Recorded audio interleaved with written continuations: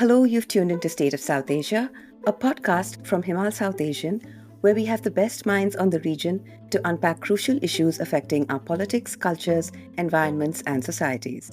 I'm your host, Naitara Narayanan. Before we go further, here's a quick reminder to check out all of Himal's podcasts on the Himal Southasian podcast channel on YouTube, Spotify, and Apple Podcasts. You can listen to the Southasia Review of Books and to our new podcast series, Partitions of the Heart, Conversations with Harsh Mandar. Season 1 is out now, in which Harsh Mandar speaks with eminent and emerging voices on the crisis of Muslims in India.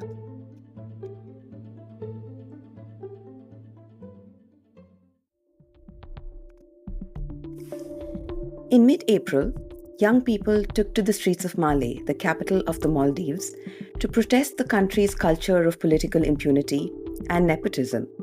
The trigger for these protests was a case in which a young woman was discovered unmoving, lying face down on a tin roof of a warehouse in Malé, having fallen from a 9-storey apartment building next door where there had been a party.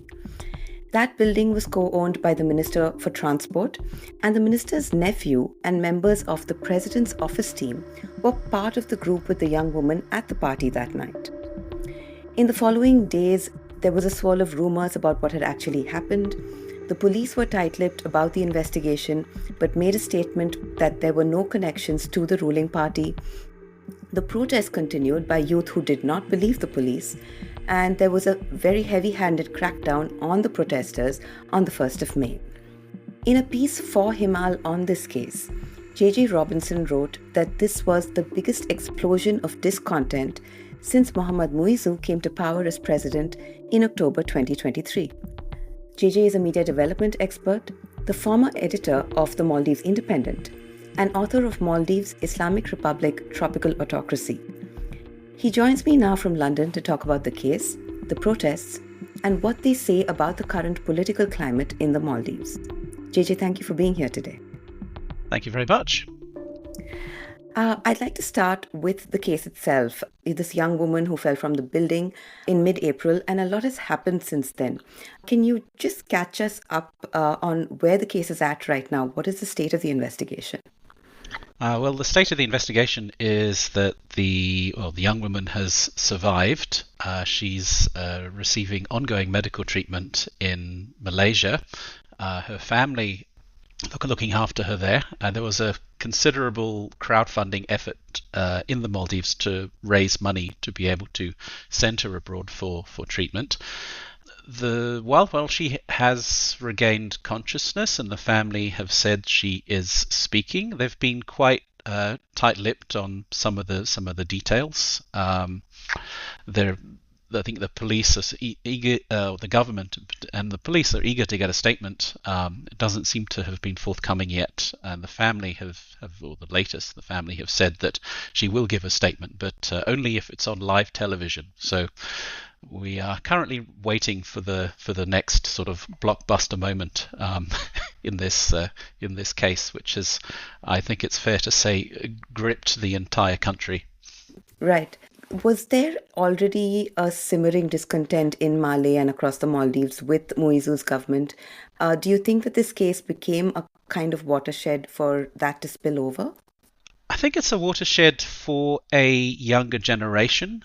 When you look at the sort of Gen Z cohort currently in the Maldives, and this is a very large group of people. This is, I think, something like 50% of the population under the age of 35. It's a very large demographic. A lot of people would not even have been born at the time of Evan Nassim's death in 2003, which was the main sort of trigger for the democratic movement in the Maldives that toppled the 40-year dictatorship of Maumoon Abdul Gayoom.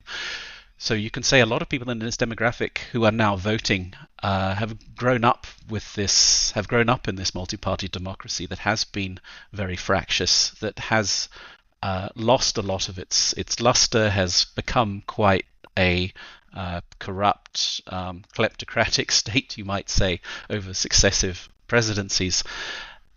The level of youth apathy and political cynicism, especially among this young cohort, is extreme. I would have said up or prior to this case, I would really have emphasized the apathy, but I think we are having to rewrite some of that following the response to and the number of people coming out on the streets.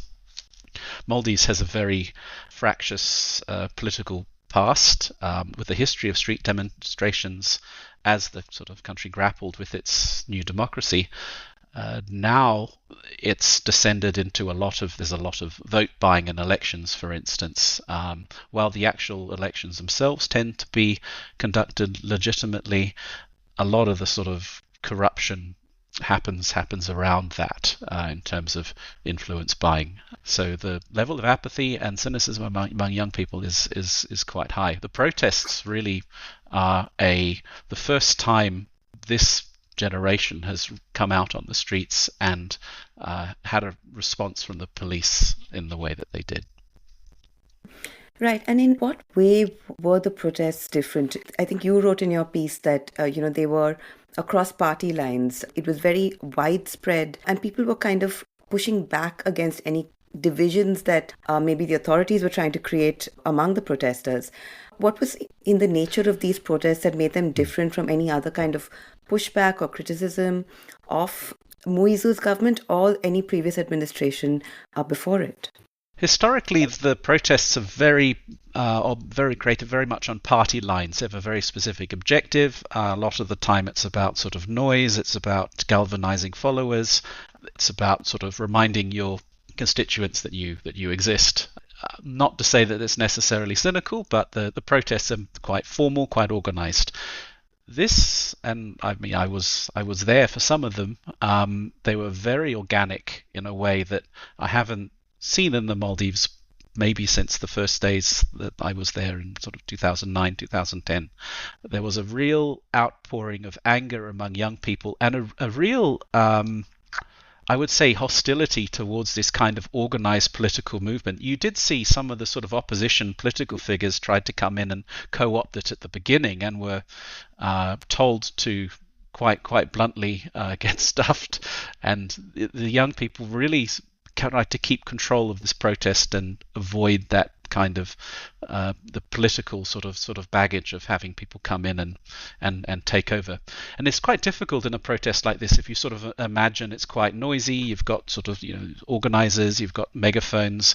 The people who are sort of used to or who are equipped, who have the megaphones, who have the speakers, who have all this equipment, who have the experience of speaking to a crowd, these are political figures. So it's quite an effort to keep that as a bipartisan protest without having people come in and take the megaphone and start railing against the government or whatever. This was really a protest against I guess foremost police negligence in the case of the investigation of the young woman, but very much a broader case. It wasn't just targeting the government, it was targeting this culture of nepotism. If you're a young Maldivian and you are caught in the street with a bag of hash, for instance, you are searched, you are dragged off, you forcibly receive drug testing, and can end up potentially in prison waiting for your case to be heard for months, if not even longer. It's a devastating thing that ruins people's lives, and there isn't really much of a term limit on how long you spend in custody with this. On the other hand, if you are someone who's been at a party and you're connected to the president's office, you just tell the police, no, you don't want a drug test, and that's absolutely fine, and they'll have you remanded in custody for the minimum amount of time, which is what happened in this case with the people who were at this party in which this girl fell. So it was a real organic protest against double standards. I guess a parallel you might even say is the fruit seller in Tunisia would be an example. This idea of one treatment for people who are well off and politically connected, and another quite brutal form of treatment for people who are poorer and not as well off or politically connected. It's hard not to draw the parallel, especially when we look at South Asia, to say the Aragalaya in Sri Lanka in 2022, or even the monsoon revolution in Bangladesh last year, in terms of them being youth-led, very broad-based, and organized, but still coming from a place of intense anger with the establishment. Do you see any similarities? And what differences do you see between what's happened in Sri Lanka, Bangladesh, and now what happened in the Maldives? I mean, the Maldives has this history of sort of, as I explained, a quite sort of formalized culture of street protest in a way, where you sort of have an opposition who turns out, who marches up and down the streets, and there's this kind of back and forth with the government over saying, you can't protest here, and trying to close off space for that and criminalize protests as much as possible. And in the end, it's a bit of noise and everyone goes on about their day. This was, I think, the crackdown in particular was a shock. You could see the police were trying to not escalate it. They didn't have all the sort of body armor on that they used to have, where they'd sort of go charging into the crowds with batons. They sent them in just with uniforms and pepper spray to clear this road. The protests had been going on for about a week outside the police investigation headquarters in one of the main thoroughfares of Malé, and it was starting to get bigger and potentially turn into a bit of an Occupy movement. You had sort of table tennis and sort of games and things that were starting there. It was becoming a bit of a sort of a cultural space as well. There was people giving poetry readings, and more and more people were sort of turning up, and the spectators were increasing as well. It was becoming a bit of a hub. So you could see the police reacting to that, wanting to shut it down. Very quickly went in, dragged off two of the organizers, and had them in custody for the next 5 days. Right. So Muizzu became president in October 2023, at which time he may have been somewhat of an unknown entity. He had been in public life, but perhaps his beliefs, his governing ideology were not widely known. The only thing that people were talking about at the time was about his taking a harder stance against India, some people even going as far as to call him pro-China. He then wins the parliamentary election as well, and he does so by a huge margin. That was just over a year ago. Muizzu and his government present themselves as being protectors of Islamic virtue. Can we now tell what Muizzu's Maldives is shaping up to be? What does it look like? To sort of describe it in one sentence, I would say probably a free-for-all kleptocracy. He's unlike, he comes from the sort of political school of Abdullah Yameen, who was the former president's half-brother, took over in, was it 2013, and ran the country like a sort of a mob boss. Muizzu is a bit more corporate. There hasn't really been a lot. It was almost corporatized, the corruption. A lot of the gangs, for instance, have been employed, given jobs in the government, the parliament. There's not much distinction between a sort of a businessman, a parliamentarian, and a criminal in many cases. It's a lot of cases that have involved, a lot of judicial cases that have involved things like the murder of journalist Ahmad Rilwan and blogger Yamin Rashid, even the people involved in the attempted assassination and the bombing of former President Mohamed Nasheed. Mm-hmm. These people are still roaming around in the street. It's a very possible to sort of walk down the road and meet your former potential assassin, shopping in the supermarket. It's a very small place like this. None of these cases have been resolved adequately by the judicial system, and there is this real culture of impunity as long as you are in political favor. Hence the sort of protests really pointing at impunity and this sort of culture of political nepotism that protects those who are in power or protected by those in power. So that now extends to a lot of the gangs. the culture of intimidation is very high. A lot of journalists very regularly get threats, death threats. It's online threats as well. There hasn't really been the level of violence that you saw under Yamin, but the feeling very much among a lot of journalists in particular, a lot of political figures, is that it's just a matter of time. There will be some flashpoint at some point. Something will happen, and then it'll be an explosion. Mm-hmm. When I was there a few weeks ago, I was struck by just how different it felt to when I was there just at about the time Yamin came into power. It felt people were again being very careful with how they spoke. Who was in the cafe around you? What could you say? That felt that sort of feeling of needing to sort of check who was in the restaurant, who was around you, was back. For a long time that had disappeared. At the same time, sort of counterintuitively, it felt bigger. This bridge that's connected Malé with Malé has really a big suburban island attached to the airport. It's given a lot more space, a lot more greenery, a lot more sort of made the place feel a lot less congested. Mm-hmm. Even though it still is very congested, it still feels a lot more open. And Malé even sort of felt a bit more relaxed than I remember that sort of Malé had felt.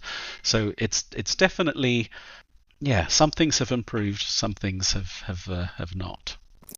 And, we will talk about this legislation, the Gangs Act, and what's happening with the judiciary. But another quick reminder to our listeners, Himal brings you cross-border stories that you won't find anywhere else. It takes a lot to do this kind of in-depth, independent journalism, and we rely on listeners like you. You can support the magazine by becoming a paying patron. Click on the link in the episode notes or go to our website himalmag.com and click Support Himal. You can also sign up to our newsletters to keep up with our latest stories, events, and more. Now back to our conversation with JJ Robinson. JJ, so, even before Muizzu became president, the Maldives, it has had for a long time a law and order problem. You mentioned some of the things that had happened earlier, the abduction of journalists, even murders. But I want to talk about this law that has been passed on the pretext of being tough on crime. Muizzu's government has passed this new Prevention of Gang and Other Serious Offences Act. And that grants the police sweeping powers to carry out raids and arrest suspects without court orders. How worrying is this new law? I think the way to frame it is in the same way that the terrorism laws were enacted in the Maldives. So they've been very successful at, in terms of their utilization, at repressing political parties, and very unsuccessful at prosecuting anyone for terrorism legitimately. The gang crime bill is much the same, I would say. It's there to give Muizzu some leverage when it comes to dealing with the gangs. The gangs are really important to political power in the Maldives. They were really empowered and emboldened and built up under Yamin and his deputy, the former tourism minister, Adib. And the gangs are sort of central to political control. It's how you intimidate your enemies. It's how you sort of control islands. It's how you sort of marshal large numbers of young people in the Maldives. How you sort of take action against your political opponents. So the gang control, the gang's links to politics, and is very important. The gangs themselves do generate a lot of income from drugs, and the willingness of the authorities to overlook that on a kind of case by case, gang by gang basis, relative to whether they're doing what the various political masters want, is you need something like this police law to have that control of them, to be able to sort of have these sort of I think it's warrantless arrests, warrantless searches, warrantless raids. It's pretty sweeping police powers. It's just a way to try and get control of the gangs so that they can be forced into service, I would say. But is it also something that critics of the government and dissenters or protesters have to worry about? Could this be weaponized against them? Oh, inevitably. Like, I mean, I say nothing's certain, but 99.5%. The elections, 2028 it'll be. In this, you'll probably find political parties, political activists will be framed as members of gangs. If I was going to place bets on this, I would say that you find political parties would be painted as gangs in the same way that political opponents were considered terrorists under previous governments.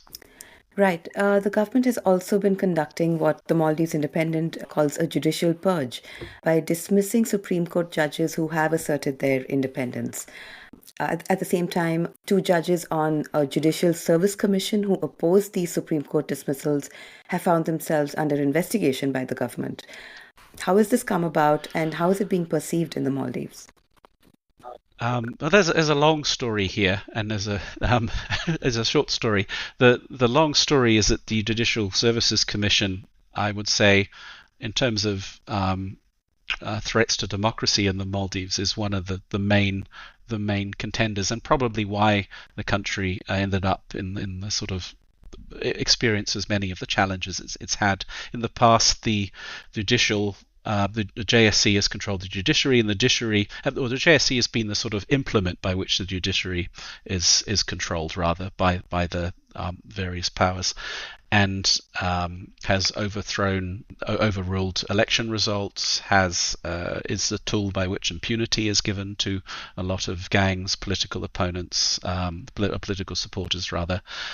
So it is it's a very important feature of maintaining control at an executive level in the Maldives, and successive executives have sought to take control of the judiciary for this purpose. It is anything other than independent, despite how it asserts itself to be, and any time it does assert some independence, something like this happens. So this came about as a result of, I believe it was a piece of legislation, a change to the constitution that Muizzu tried to insert. It was an anti-defection law for the parliament, which on the surface of it doesn't seem like a bad idea. You had this problem where parliament was operating almost like a football transfer market, where MPs were sort of swapping from party to party on an almost daily basis, and it's very hard to sort of, if you obviously elect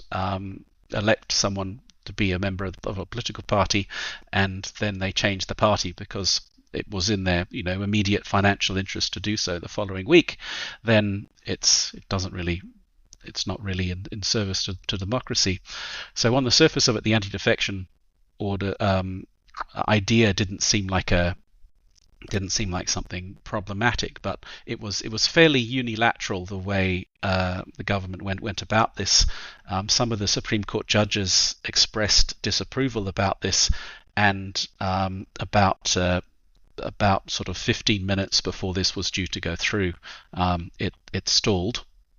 So now you have this situation where the Muizzu believes that this anti-defection law is something he needs to control Parliament and preserve his supermajority. What this means is that if the party decides to, if someone changes party, it stops people buying out his MPs and eroding his supermajority, right? So the other thing it lets him do is fire an if he fires or sacks someone from the political party, they automatically lose their status as lawmakers as well. So this is a really important tool of political control for Muizzu, and something he's being. I mean, the fact that he's pursuing this course of action despite all of this tension he's receiving over it suggests that it is something he feels he really needs. As a result, the judges that stood up against this included Esmeralda, I think Husnu Sood also resigned. There's about 3 Supreme Court judges have now left as a result of this. And the way the JSC went about it was quite interesting. Esmeralda, her husband, went to a massage parlor at some point, I believe it was like a legitimate massage parlor, and shortly after he was in this, went to this massage parlor, the police turn up, conducted a raid, and then said that there was sexual misconduct going on inside this massage parlor in like an adjoining room. At some point, Esmeralda, the Supreme Court Justice, contacts, and another of the Supreme Court Justices supposedly contact one of the criminal court judges, some of the criminal court judges, and say, what's actually going on here? Why is this? Because this husband was arrested. This is an anesthesiologist at the hospital, is arrested and held in custody. At no time was it suggested that there was any sort of impropriety on behalf of the sort of Supreme Court justices, but this has been framed as a reason to dismiss him. So the Judicial Services Commission's case hinges on that contact with these criminal court judges, all of which have said there was no sketchiness as far as the conversations went. Now what's happened is that has gone. The JSC recommend that they go to a vote in Parliament. The supermajority passes this vote. The 2 judges are removed, and now the JSC is investigating the 2 dissenting voices in the JSC on ethical misconduct grounds. So, questioning or challenging something is reason enough to find yourself in trouble. Right. You mentioned earlier the threats to journalists. And the Maldives has always ranked quite poorly on media freedom. Human Rights Watch reported a sharp deterioration in media freedom in early 2023 before Muizzu came to power. But the Muizzu government, I think in November last year, proposed a bill that would regulate the media by dismantling the existing media commission and creating a new one, and also allowing the government to levy fines and withhold licenses. This bill was withdrawn after much criticism, but have there been attempts to regulate the media, and how would you assess media freedom at the moment under this government? In some ways, it's a fairly chaotic environment. There are a lot of, I'd say, off-the-books threats to journalists, things like sort of, threats to knife journalists, just a lot of online harassment. This is kind of background noise, and obviously with the gangs involved, this is also problematic in terms of the sort of political use of the gangs to target media. That said, media is sort of operating within the space that's available for it. The real challenges for it become sort of economic. So if you take an advertisement from sort of state-owned enterprises, these state-owned monopolies, you're no longer able to cover them. These entities will sort of seek out to try and advertise with media as a way of sort of asserting political control. So you won't see many stories critical of the Bank of Maldives, for instance. That's part of the economic control. There just isn't the funding situation for independent media doesn't exist, so media tends to have to be supported by some politician or political oligarch, and as a result you have this sort of system where a lot of the media that is still fairly old-fashioned propaganda, very aligned with a political party of one color or another, and as a result, especially among this large young audience, there's a lot of political cynicism and a lot of cynicism towards journalism and towards media. A lot of the conversation is happening on Twitter or X in the Maldives among these communities without much recourse to sort of what we'd consider, high quality journalism. In that framework, the government sort of body that's been trying to sort of assert some control of media, Broadcom, is busy having a fight amongst itself at the moment. It tends to be a lot of the situation tends to be one of chaos. It's very hard to get anything done. It's very hard to get anything sort of, registered. It's very hard to sort of go through the bureaucratic processes you need to sort of protect yourself in the future if something goes wrong, for instance. It's a lot of the sort of media landscape at the moment. It's very hard to sort of set things up and protect yourself for the problems you can see coming down the line in the future.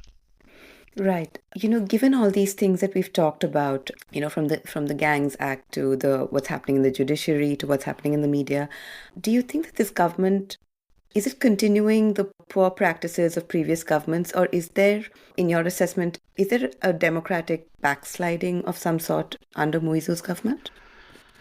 It's the little things, the little details, the sort of stories that get missed when I sort of look at Muizzu's record. It's really about control. It's this kind of this feeling, he's a micromanager. He wants to have control of these little bits and pieces. And there are things like taking control over the appointment of the head of the Anti-Corruption Commission, for instance, by the executive. Big red flag, taking control over the appointment of the Elections Commissioner, another really big red flag for the executive. These are things that sort of, they slip into the, news and briefs, we'd call them, on the Maldives Independent. They just sort of become side notes. And then later on, that's the cause of a really, really big problem when suddenly the elections commissioner is sort of, some gang chieftain or someone who's been appointed or given a job as a sort of reward for something else.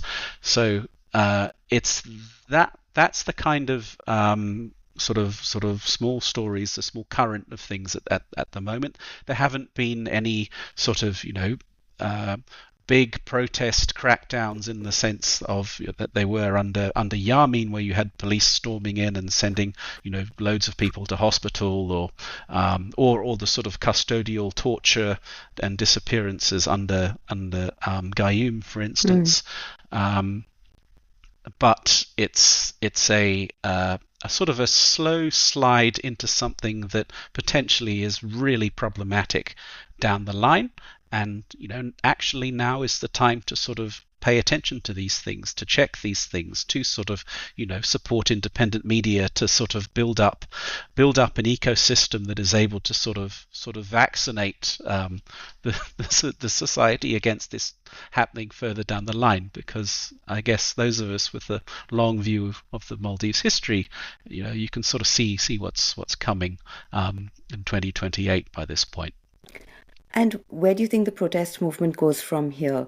Has it created more space, or is it creating more space for criticism of political corruption or political impunity? Is there hope that the movement can somehow force some kind of change or reform? I think it was a shock when the government or the police cracked down on the young people. Up until that point, I mean, they had been quite successful. The government were providing concession after concession. Two police commissioners had been replaced in one evening as a result of this. Things were moving quite quickly. They were having quite an impact. And then suddenly just the political wind must have changed. In this sense, it's quite unpredictable. I think a lot of things sort of go to sleep for a bit. The protests have sort of died down after they were after the crackdown. The feelings around it certainly didn't. I think what's happening is there'll be a flashpoint at some stage.